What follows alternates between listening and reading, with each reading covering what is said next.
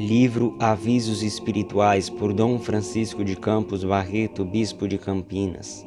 Capítulo 31. O Diretor Espiritual. Ordinariamente falando, para o progresso de uma alma piedosa e não vulgar na sua vida espiritual, é necessário ter um diretor. A dificuldade, porém, está na escolha do sacerdote, que vai desempenhar tão importante quão espinhoso cargo e que, por isso, deve ser precedida de reflexão prudente e de oração fervorosa para alcançar tão grande graça. Todos os padres absolvem, mas nem todos têm o dom especial da direção, o que exige certamente algum escrúpulo para o acerto nesse importante negócio. O melhor diretor é aquele sacerdote que, cheio de piedade e de zelo pela salvação das almas, demonstra pelos atos de sua vida que não só sabe aconselhar e dirigir almas, mas que, de preferência e com vantagem, executa em sua pessoa o que ensina aos outros a respeito do caminho da perfeição. Se suas dirigidas embora no mundo, hão de procurar uma vida religiosa não comum, com mais razão havemos de aplicar essa necessidade ao seu diretor, que afinal só poderá dar aquilo que lhe sobrar na alma bem piedosa e no coração bem intencionado. Erraria quem buscasse a direção com o intuito de encontrar uma fonte de consolações sensíveis para o coração, o que infelizmente não é raro entre as senhoras. A direção bem orientada, que visa fortalecer a vontade na prática mais perfeita das virtudes cristãs, é também, não resta dúvida, uma animação, um conforto para a resistência às penas da vida, mas isso tudo bem sobrenaturalizado, de modo que no confessionário não entre motivos pessoais, capazes de fazer da direção um negócio todo humano, e nesse caso inútil e cheio de perigos para as almas. No diretor deve-se ver a Deus, tratando-o com todo respeito, sem familiaridade, mas com toda confiança. Nada se deve ocultar ao diretor, nem mesmo as suspeitas que se tiver contra ele. Tratando-se do especial trabalho do aperfeiçoamento de uma alma, chamada à prática de maiores virtudes e de maiores sacrifícios por amor de Deus, a sua obediência ao diretor no que interessar à piedade há de ser sem limites, nem discussão, ainda que isso algumas vezes repugne as suas ideias pessoais. Do diretor há de se receber a norma de proceder em todos os atos principais da vida, bem como a aprovação de um pequeno regulamento, que, tendo em vista o aumento da piedade e o combate aos defeitos próprios, seja diariamente observado, do que se dará contas de acordo com as instruções anteriores. É preciso usar-se do diretor como de um enviado de Deus, e não se prender a ele senão unicamente em vista de Deus e dos interesses da alma, estando-se sempre disposto a sacrificá-lo, Deus assim querendo, repetindo-se então as palavras de Jó: "O Senhor me o deu, o Senhor me o tirou, seja bendito o nome do Senhor." Haja nestas circunstâncias muita fé e confiança em Deus, pois ainda que Ele nos retirasse todo o socorro humano, todas as consolações da direção, sua bondade supriria abundantemente as nossas necessidades. A alma piedosa vive da fé, mas não dessa fé comum. Vive sim de uma fé tão firme e tão confiante, que tem por penhor seguro a providência sobrenatural de Deus, sempre solícita na conduta dos corações que lhe são abandonados. Os caminhos de Deus muitas vezes nos são desconhecidos. Entretanto, seus desígnios são sempre sábios e a nosso bem. Por isso, quando pensamos que Deus nos abandona, então é que mais no fundo da alma Ele está. Muitas vezes Ele despreza os meios humanos para agir diretamente com mais proveito de nossas almas. Nisso tudo estejamos atentos para não perdermos o menor sinal, a menor inspiração que nos venha de Deus e de sua providência, sempre bondosa, sempre nossa amiga. No entanto, apesar das vicissitudes por que possa atravessar uma alma, mesmo que venha a perder o seu diretor, animada sempre dessa confiança na providência, deve orar e esperar que há de encontrar um novo guia, de quem possa receber as luzes necessárias para o caminho da fé e da salvação. Oração pelo diretor. Ó meu Deus, que em vossa bondade quisestes dar-me na pessoa do sacerdote, por vós encarregado do cuidado de minha alma, um apoio em minha fraqueza, uma luz em minhas trevas, um guia nos caminhos da salvação. Consenti que eu venha aqui implorar para ele a abundância de vossas graças e todas as virtudes que tornam santos os ministros do altar. Dai-lhe caridade para suportar minhas misérias e sabedoria para me dirigir no bem. Aumentai em seu coração o vosso amor, para que ele assim me ajude a amar-vos sempre mais. Enchei-o, meu Deus, do vosso Espírito, para que ele seja na terra vosso digno representante e, promovendo vossa maior glória, mereça um dia a felicidade de encontrar junto de vós, no céu, todos aqueles que lhe houverdes confiado neste mundo. Assim seja. Ave Maria, cheia de graça, o Senhor é convosco. Bendita sois vós entre as mulheres, e bendito é o fruto de vosso ventre, Jesus. Santa Maria, Mãe de Deus, rogai por nós, pecadores, agora e na hora de nossa morte. Amém. Capítulo 32. Aos condutores de almas. Condutores de almas, que ideia bela e nobre em tão poucas palavras. Cristo, nosso divino Redentor, havia entoado a vitória sobre os seus inimigos, que eram também os inimigos dos homens. Como troféus que dessa vitória deve apresentar ao Pai Celestial, o Salvador do mundo busca almas redimidas com o seu precioso sangue. Mas, para executar os planos de sua divina providência na conquista das almas, Nosso Senhor quer o auxílio de certos homens que devem entrar para o seu santo apostolado. Notemos bem, caríssimos padres, que o Divino Mestre, para cooperadores de sua grande obra, chamou apenas alguns homens, e com tal carinho e espontaneidade, que uma vez lhes disse: Não me escolhestes vós a mim, mas eu vos escolhi a vós, e o que vos constituí para que vades e deis fruto, e para que o vosso fruto permaneça. São João capítulo 15. Ora, assim como os apóstolos, também nós, como membros escolhidos da Igreja, fomos chamados para junto das almas exercermos o nosso augusto ministério, bem conscientes de que somos verdadeiros embaixadores de Cristo, conforme São Paulo que diz: Pro Christo legatione fundimur. Segunda carta aos Coríntios, capítulo 5, versículo 20. Na verdade, havendo Jesus dito aos cooperadores de sua obra redentora: Ide, ensinai todas as gentes a observar todas as coisas que eu tenho mandado. São Mateus capítulo 23, versículo 20. Bem se vê que nós também, ministros e pregadores do Evangelho, devemos na terra perpetuar exercer a santa missão santificadora das almas, preparando-as dignamente para a glória do céu.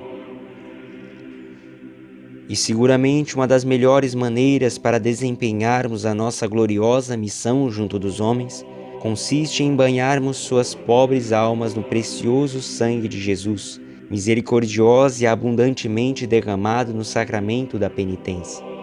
É aí, nesse caridoso tribunal, que devemos exercer a dupla função de perdoar os pecados e de conduzir as almas no caminho da perfeição cristã. Sim, sacerdotes digníssimos, como continuadores da obra do Divino Bom Pastor, devemos solicitamente atender às almas que procuram o perdão de Deus no tribunal da penitência. Infelizmente, observando o modo ligeiro como alguns sacerdotes exercem hoje o ofício de confessor, compreende-se por que muitas almas não aproveitam dos sacramentos que recebem.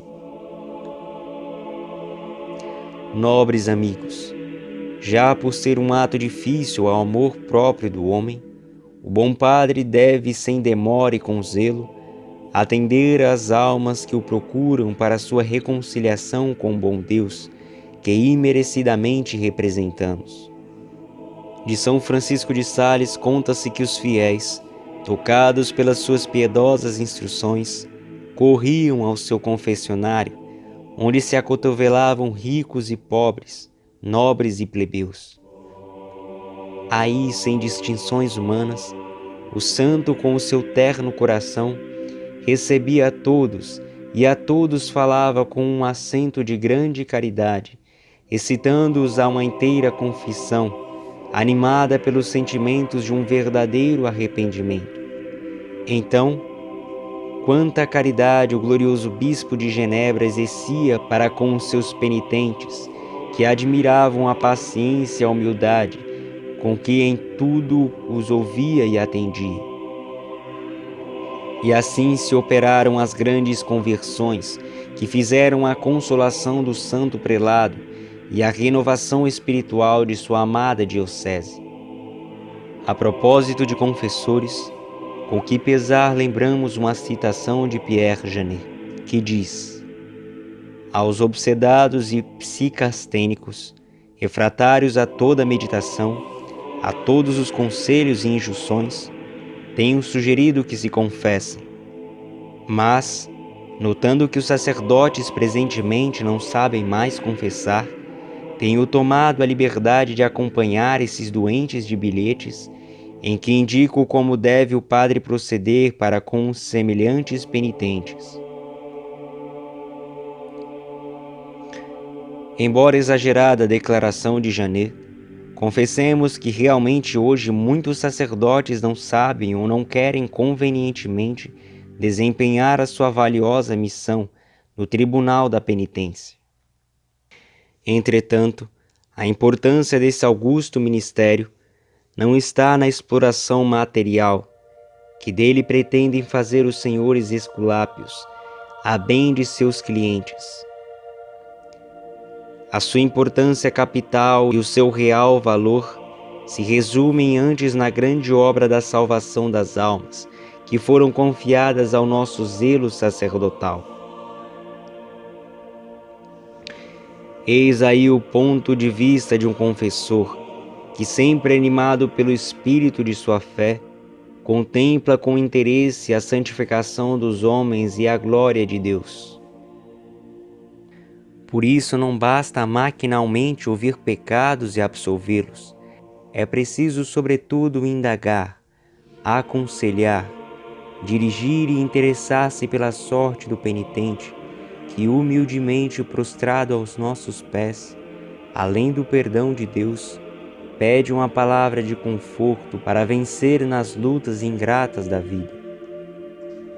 E infelizmente quantas vezes essa palavra não cai dos lábios do confessor, porque ele está com pressa ou não quer se incomodar com os males que afligem a pobre alma que implora a sua compaixão. E cheio de impaciência, não querendo ouvir as queixas, as penas e as amarguras do penitente, o despacha secamente. A nós mesmos devemos perguntar se assim procederia o nosso Divino Mestre, tão bem retratado na figura do bom pastor, que através de caminhos ásperos e por entre dolorosos espinhos, vai em busca da pobre ovelha tresmalhada. Aqui ficam bem as expressões de uma piedosa alma agradecida pelos benefícios do confessionário. Como eu seria pobrezinha, privada de todas as riquezas que me vieram pela sua bem orientada direção. Quanto faz um confessionário? Ah, se todos os padres fossem zelosos, que fontes consoladoras para o Divino Mestre! E quanta sementinha boa poderia ser atirada nos corações que muitas vezes são bons e desejam conhecer a verdade, mas, infelizmente, falta-lhes um guia. Louvado seja Deus que me concedeu um tão paciente e tão bom. Não calcula quanto a sua piedade atua sobre mim. Chego a não compreender um padre que não seja piedoso. Parece que para eles não há desculpa de não serem recolhidos, piedosos, porque diariamente tocam o corpo sacrossanto de Jesus e vivem na sua intimidade. Eis aí o que os homens esperam de nós. São imensos os benefícios que podemos prodigalizar a uma alma que deseja a sua santificação. Por isso, entreguemo-nos com generosidade ao santo ministério do confessionário, como a uma grande obra católica, certos de que nele bateremos os principais fundamentos, sobre os quais as almas se erguerão reformadas e santas para a vida eterna. Mas as obras católicas, diz o glorioso Pio X, propondo a restauração de tudo em Cristo, constituem um verdadeiro apostolado para a glória e honra do mesmo Cristo. E para bem realizar esse apostolado, é necessária a graça divina, que entretanto não se recebe senão em união com Cristo. Somente quando tivermos formado Jesus Cristo em nós, é que poderemos facilmente levá-lo às famílias e à sociedade. Todos aqueles, pois, que são chamados a dirigir ou que se consagram a promover o movimento católico, devem ser homens de uma piedade verdadeira, de másculas virtudes, de costumes puros e de uma vida de tal modo sem mancha, que possam a todos ser apresentados como exemplo eficaz. Depois de ouvirmos o grande pontífice, convenhamos que o zelo pelo confessionário deve constituir uma das maiores obras católicas, a qual deve ser todo devotado àquele a quem foi dito: aos que vós perdoardes os pecados, ser-lhe-ão eles perdoados, e aos que vós os retiverdes, ser-lhe-ão eles retidos. São João capítulo 20, versículo 23. É difícil fazermos que as almas produzam frutos de santidade se não cultivarmos a nossa própria alma. A regra é santificarmos a nós mesmos antes de trabalharmos na santificação dos outros. Disso Jesus Cristo nos deu o exemplo, pautando sua vida de acordo com as suas palavras. Eu me santifico a mim mesmo, a fim de que eles se tornem santos na verdade. In veritate. São João capítulo 16, versículo 19. Com efeito, é somente quando praticamente se exercitou a santa doutrina de que se está espiritualmente nutrido e fortificado, que se pode torná-la agradável aos outros, fazendo-a doce e aproveitável às suas necessidades. É somente quando se estudou bastante o caminho da perfeição, não em simples teoria, mas pela própria experiência, que se pode sentir mais apto para conduzir as almas. Para sermos bem-sucedidos, porém, nesse importantíssimo ofício de conduzir as almas, mais do que em qualquer outra obra de zelo, devemos possuir as qualidades, por Pio X apontadas como necessárias ao homem apostólico.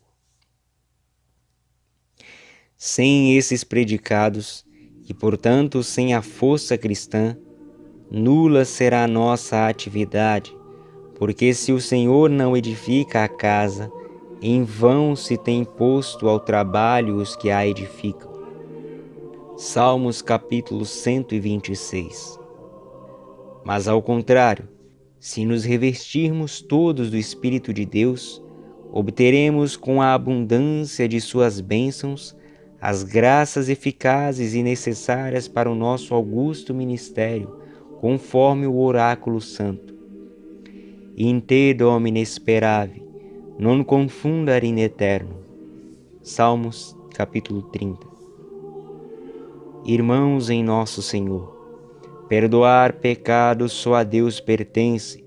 Entretanto, sem méritos próprios, em nome da misericórdia divina, nós também perdoamos pecados.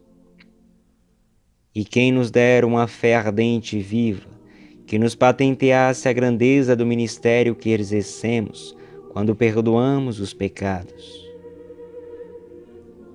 Ó invento sublime e maravilhoso da infinita bondade de Deus. Capítulo 33 da Santa Obediência. Quanto é necessária a virtude da obediência para o progresso na vida piedosa. Essa submissão da nossa vontade é exigida pelos mandamentos de Deus e da Igreja, e isso em nosso interesse. A obediência é o caminho certo da perseverança e da salvação. O homem obediente cantará a vitória. Provérbios capítulo 21, versículo 28. E se em geral é tão importante essa virtude, que deveremos dizer, considerando-a na vida da religião, na vida piedosa? Tratando-se da consciência em face do diretor, devemos pesar a necessidade da obediência pelos seus benefícios em bem do progresso da mesma alma. Muitas almas não progridem porque se não sentem animadas a aceitar a santa obediência. Daí resulta que há um número muito pequeno de pessoas que, pensando sinceramente no progresso de suas virtudes, tomam um diretor de consciências, do qual esperam luzes e ao qual procuram obedecer. Obedecendo ao diretor, haja abstração de pessoa. Pense-se que a obediência é a Deus nosso Senhor, representado no sacerdote. Só assim se colhem grandes bênçãos para se conseguir a solidez da virtude. A prontidão em atender e a confiança em manifestar ao diretor as coisas de consciência demonstram o espírito de obediência da alma pia, que não quer se guiar nem proceder de modo independente. À obediência ao diretor acrescentamos a que se deve aos superiores, como acontece nas congregações. A quem se obedece? Ao homem? Não. À mulher? À freira? Não. Obedece a Deus, ao princípio superior de autoridade representado nesta ou naquela pessoa. E quanto menor parecer-nos o instrumento que nos chama à obediência, mais merecimento ela terá aos olhos de Deus. Quando obedecemos, não obedecemos ao homem, ao qual em face da natureza somos iguais. Obedecemos a Deus representado em nosso próximo, donde nasce o nosso merecimento, que, repetimos, será tanto maior quanto menor for o instrumento em que se encarnar a autoridade de nossos superiores. Lembrando essa encarnação da santa autoridade de Deus, sem discussão sejamos prontos à obediência, que sempre será mais perfeita se nunca procurarmos a razão dela. E para nossa tranquilidade, lembremo-nos que obedecendo sempre, nunca será isso em nosso prejuízo. Se houver erro, pecarão os superiores por eles e por nós. Obedecendo aos superiores, podemos errar materialmente, nunca, porém, com responsabilidade nossa diante de Deus. Por isso podemos dizer que Deus, vendo nossa obediência cega e pronta, nos recompensará sempre, porque está escrito que o homem obediente cantará a vitória. Provérbios capítulo 21. Lembremos que o primeiro modelo da obediência é Jesus Cristo, que disse: Minha comida é fazer a vontade daquele que me enviou. Reparemos como todos os passos da vida de Jesus traduzem o esmerado cuidado que ele punha em obedecer ao Pai Eterno. Por isso, se quisermos gozar das vantagens prometidas aos eleitos de Deus, guardemos os seus mandamentos, observemos os ensinamentos dados pelo Divino Mestre e que nos são ministrados por aqueles que o representam junto dos interesses de nossa alma.